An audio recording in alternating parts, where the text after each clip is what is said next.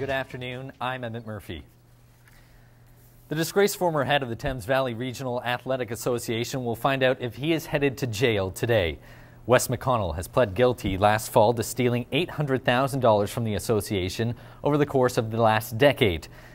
McConnell told the court he started stealing the money to feed his addiction to lottery tickets, and at one point his addiction was so strong he was spending between $400 and $800 daily in tickets.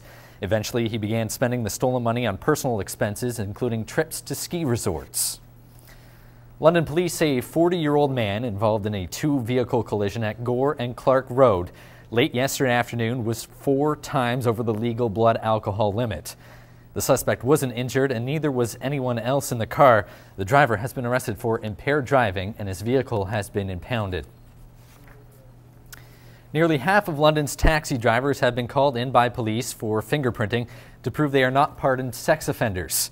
Under changes made by the RCMP last July, those who work or volunteer with people in the vulnerable sector and share a birthday and gender with a pardoned sex offender must be fingerprinted so police can be sure they're not that pardoned sex offender. Before, only those who shared a name with someone on the file of pardoned offenses would be considered a possible match. London police are investigating numerous reports of a man exposing himself to teenage girls near Laurier Secondary School. There have been 3 reported cases where a man was seen hanging around walkways near the high school. The suspect is described as a white male, approximately 6 feet tall with a slim build. The school is offering counseling to the students who were involved in the incidents. London's 5th cold weather alert of the year has been lifted, and now we're in for some of the warmest temperatures of the year. Environment Canada is predicting temperatures could reach 10 degrees by Friday. While this is good news for everyone sick of the cold, it may create flooding problems around the city. The Upper Thames Conservation Authority has issued a flooding warning. They urge everyone to use caution around rivers and open waterways throughout the week. The warm weather should still be a sigh of relief for taxpayers. Council has revealed that the cost of the December Snowmageddon storm was $1.7 million. This compares to the usual $300,000 cost after a 2-day winter storm. On Monday, City Council did make a point to say that all who helped in clearing the snow did an exceptional job. Wind turbines have been in the news for quite some time. The majority of coverage has been showing the positives of wind energy.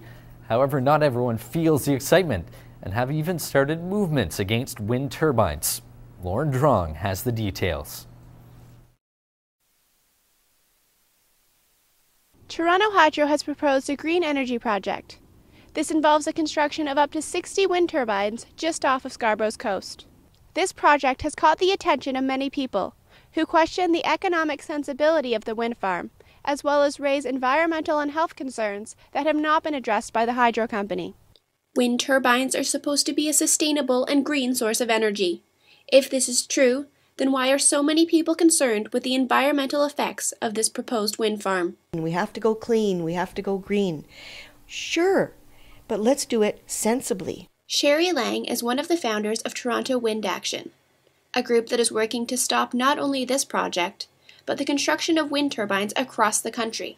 We realized incrementally that turbines are not good anywhere. This is not the only group working to stop wind turbine construction. Wind Concerns Ontario is working towards the same goal. We advocate for the responsible planning of industrial wind turbine projects because as it's currently done, it hurts human health, damages the environment, and ruins property values.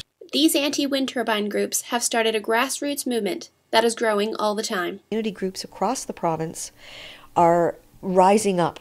They're creating a fuss. They're expressing themselves. They're creating a movement. There are over 70 community councils and municipalities that have called for a moratorium in Ontario. These groups are in support of preserving the environment, but believe there are much better ways to go about doing so. Key is conservation. It's making it so we don't need to use our natural gas and coal plants, and the way to do that is with small-scale solar. With plans forging ahead, they want to see that their concerns are dealt with before the construction begins. We want detailed studies on migration, on loss of habitat, water quality, ecology, erosion, epidemiological studies. These groups continue to fight their battle, for which they feel they're gaining ground.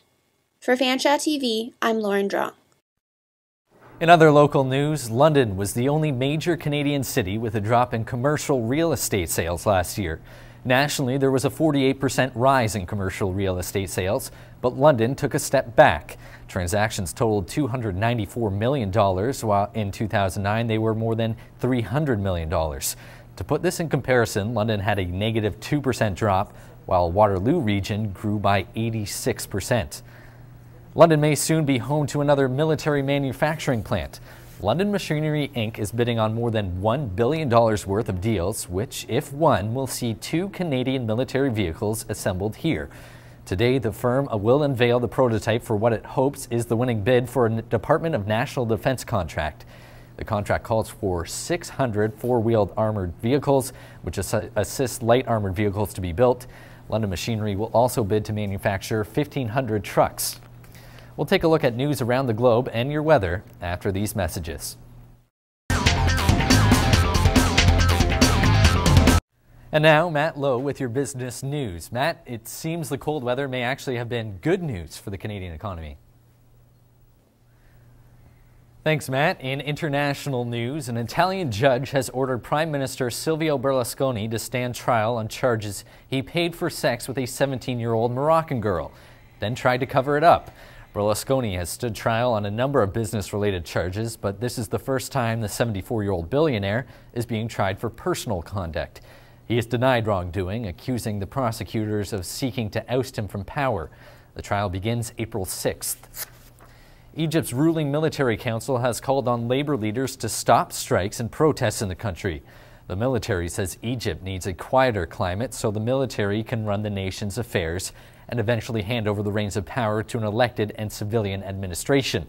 The statement also warned that strikes and protests hurt the country's security and economy and gave a chance for irresponsible parties to commit illegal acts.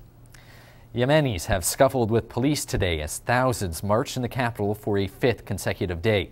The Egypt-inspired protests are demanding political reform and the resignation of the country's U.S. allied president. Police used tear gas and batons in the unsuccessful attempt to disperse the demonstrators.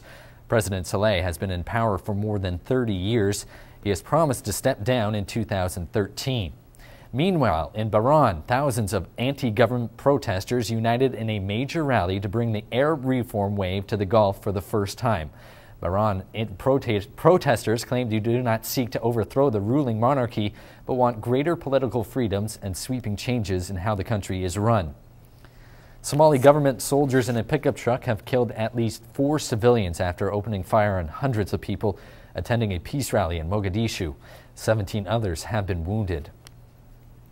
A small commercial airliner crashed late yesterday near the capital of Honduras, killing all 14 people aboard, including a Canadian citizen. The cause of the crash is being investigated, but there was fog in the area at the time. At least 10 planes have crashed in and around the Toncontin airport in the past 20 years. The airport's short runway, old navigation equipment, and neighboring hills make it one of the world's most dangerous international airports. Colombian soldiers have seized a fully submersible drug smuggling submarine capable of reaching the coast of Mexico. It's estimated the sub could hold 8 tons of drugs. A lawyer says the parents of Amanda Knox, an American student convicted of murder in Italy, have been ordered to stand trial for alleging that Italian police abused their daughter. Knox's parents were indicted today for libel. The trial is set for July 4th, and the charge stems from an interview they gave Britain's Sunday Times years ago.